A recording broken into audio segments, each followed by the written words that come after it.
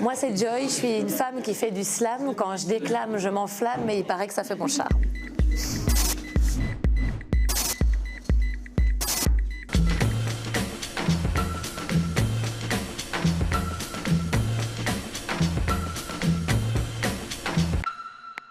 On monte les manches. Hop, bien haut. Parce que je te connais. Du fromage. Du fromage. Il est trop beau. Le grand amour de Neka. Quel âge elle a, votre fille? Elle a 2 ans et 3 mois, donc elle va pas encore à l'école.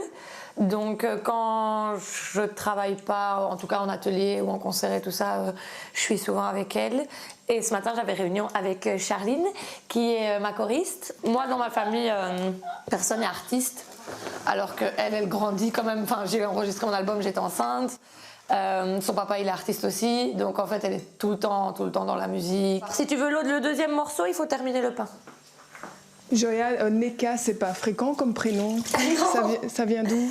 Alors, Neka, c'est un prénom qui vient du Nigeria. Et ma fille a 5 origines différentes, mais pas le Nigeria dedans. Donc on s'est dit qu'on allait semer encore un peu le trouble. Non, c'est un prénom que... Neka, doucement. C'est un prénom que j'aime beaucoup. Ça veut dire la mère est suprême, dans le sens que c'est la mère, le centre de la famille. Et c'est un prénom qu'on donne pour rendre hommage à sa maman, donc aux grands-mères de l'enfant. Et comme mon mari et moi, on est tous les deux très amoureux de nos mamans, c'était une manière de leur rendre hommage à toutes les deux. Et puis c'est le nom d'une chanteuse aussi que j'aime beaucoup. Vous parlez d'origines multiples, effectivement, vous-même. Moi, donc, je suis belge avec des origines italiennes du côté de mon papa et burundaise du côté de ma maman. Et mon mari, il est à moitié burundais, donc on en a une en commun, ça c'est Lévin. Et il est, pour l'autre moitié, il est un quart sénégalais et un quart malien. T'as déjà tes chaussures, moi aussi. On va mettre les manteaux? Je suis intriguée par deux prix sur la cheminée. C'est Salam Festival, donc en 2018, et c'était le prix de l'artiste engagé. Et ça m'avait été remis par Julie De Groot, qui est donc présidente du Parlement. Donc c'est des belles, je trouve, des belles reconnaissances.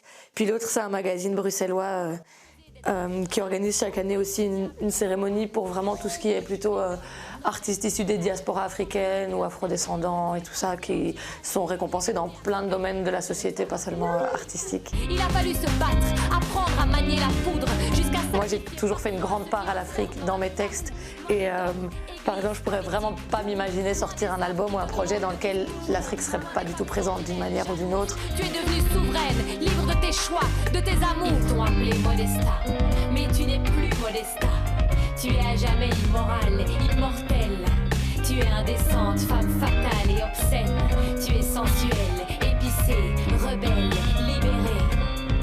Rendre hommage aussi aux femmes africaines. Dans les clips, il y a beaucoup de femmes noires. C'est des choses qui sont vraiment très très importantes pour moi.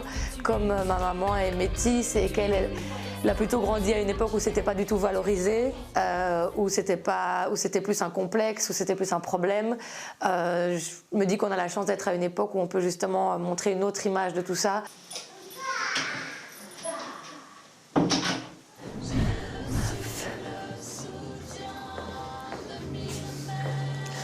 Par contre, il y a encore un étage, c'est là-bas au-dessus.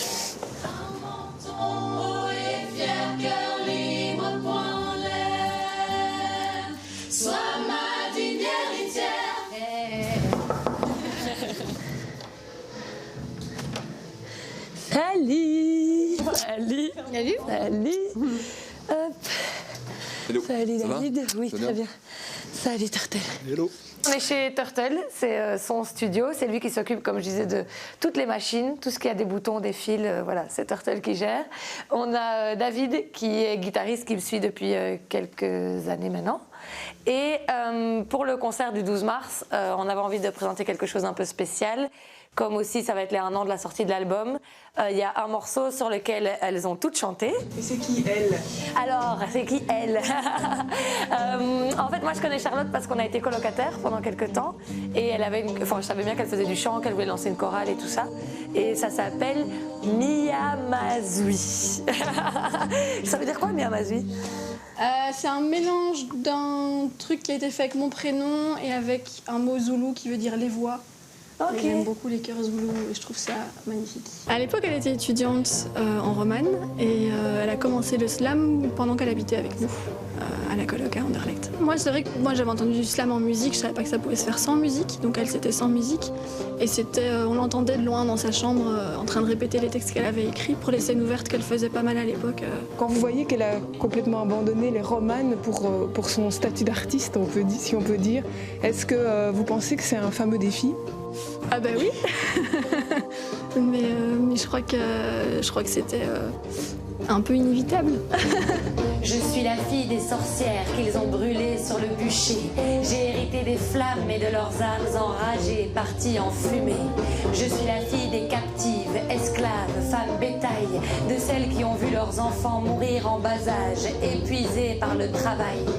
Je suis la fille des bêtes de somme, un chiffre dans une colonne, un détail.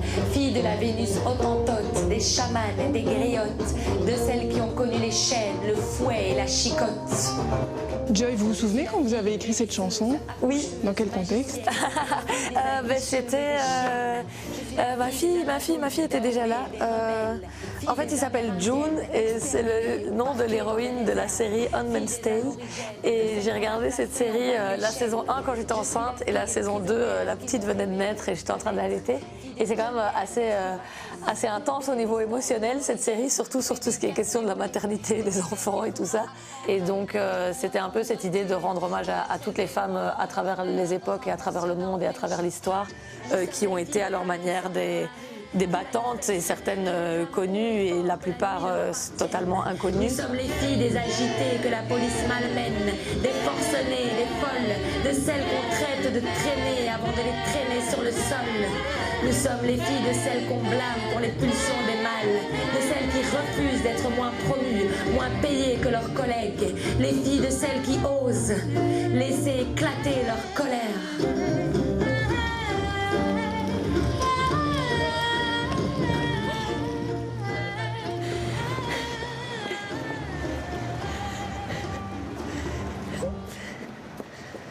Toujours la course comme ça? Oui, toujours. Et souvent finir tard aussi. Et souvent enchaîner différentes choses en se dépêchant. J'ai l'habitude. Vous êtes où? Ah, il est parti sur les quais directement. Bon, ils ont tourné, je pense. Je sais pas s'ils m'ont pas vu. Je suis pas folle. Je ne comprends pas. Qu'est-ce qu'ils font? J'attends donc les 3 slammeurs africains que j'ai invités pour le projet qui s'appelle Des Ponts. Mais ils sont un peu en retard. Mais on va voir s'ils arrivent à temps pour qu'on ait le train. Bon, vous êtes juste à temps, le train arrive dans 2 minutes. Direction? Cool. Direction Louvain-la-Neuve où on va donner un atelier au centre placé. C'est le nôtre déjà? Parce que ma danse est poésie. Quatrain divin d'Alexandrin, autant de pieds, autant de mains qu'il est d'étoiles avant demain. Et le sceptre que mon poing tient, tel Moïse, le serpent d'airain, ferme la marche à tous les oins, parce que mon verbe est esprit saint. En fait, dans le monde anglo-saxon, slam, c'est le bruit d'une porte qui claque. Donc on ne met pas claque dans une BD, par exemple, on met slam au moment où une porte... Et donc c'est l'idée d'avoir des mots qui percutent et d'avoir un art de la parole qui est un peu percutant. On n'était pas conscient qu'il y avait du slam en Côte d'Ivoire et on a décidé de rester ensemble et apprendre aux Ivoiriens à découvrir le slam, à aimer le slam, à pratiquer le slam. Et les règles du slam à la base, on vient avec un texte qu'on a écrit soi-même évidemment, sans artifice, sans musique, avec rien d'autre que sa voix et son corps. Tu te rends compte que le slam est récupéré de façon totalement différente en fonction des zones, en fonction des pays, en fonction des langues aussi. Donc l'idée de la bombe à rime, c'est que je vais lancer un mot. La personne qui suit doit trouver un mot qui rime. Pas d'idée? Il y avait racaille, il y avait la maille. Viens, approche-toi, hein. Mets-toi plus près comme ça, tu joues avec nous. Raquette. Clarinette. Lunette. Fillette. C'est trop facile, je crois qu'on va le changer très vite. J'écris depuis que j'ai 13 ans, je pense. C'était une professeure de français que j'ai jamais retrouvée. Si elle nous entend un jour, Madame Petit, qui nous avait fait faire un recueil de français, de poésie au cours de français. Et j'avais adoré ça. Et puis elle m'avait dit que j'écrivais bien. Elle avait repris plusieurs textes dans le recueil. Et surtout, je m'étais rendu compte que ça me faisait du bien. Adolescente, j'étais assez révoltée. J'ai toujours été quelqu'un qui était très touché par les injustices, qui ressentait de la colère. Et donc à chaque fois que j'étais triste, que j'étais énervée, que je sentais que ça débordait à l'intérieur de de moi, je me suis rendu compte que ça me faisait du bien de mettre tout ça sur papier. Ici les rues sont royales, les jardins botaniques, l'héritage colonial, l'arrière-goût hypocrite, des politiques qui jouent à la chaise musicale, des journalistes toujours en quête d'un scandale, des prêtres pédophiles qui vous font la morale, des fêtes de l'Aïd où on m'oblige à venir au taf pour ne trouver qu'un ou deux élèves dans la classe. Dehors, le ton monte autour d'un mouton étourdi, on interdit et les tensions se cristallisent. Sans solution, on boycotte le sacrifice. Tout le monde s'énerve, c'est ce qu'on appelle un compromis à la belge. Quand tu rencontres Joy, en tout cas moi, la première chose que tu écoutes, c'est l'émotion, l'engagement. Une femme de propos, de sens et de prise de position. C'est ça qui est fascinant chez elle. Et c'est ça qui fait d'ailleurs tout son travail artistique, que ce soit sur scène, que ce soit dans l'initiative de nous rassembler pour dire des choses. Et c'est le type de profil de femme qui va forcément faire bouger le monde. Tout le monde écrit à des vitesses différentes, donc j'ai pas envie d'imposer. Mais si tu as déjà ne serait-ce que même 4 vers ou 6, c'est très bien. Avec notre team fantastique, on combat les préjugés pour un monde plus éclectique et défendre l'interculturalité. Venu de la campagne, où les femmes sont toujours en pagne, ici je passe du thau à la lasagne, du dolo au champagne, et je rêve de m'offrir une grosse bagne. J'ai toujours l'impression qu'un peu le slam m'a pris. Parce que je ne m'attendais pas à ce que ça fonctionne comme ça.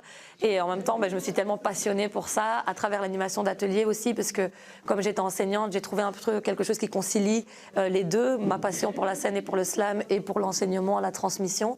Par exemple, j'aimerais beaucoup pouvoir former les profs à faire des introductions au slam, à avoir des outils pédagogiques pour faire du slam en classe, pour que nous, on puisse venir vraiment apporter une expérience, un plus, un coaching scénique ou des choses comme ça.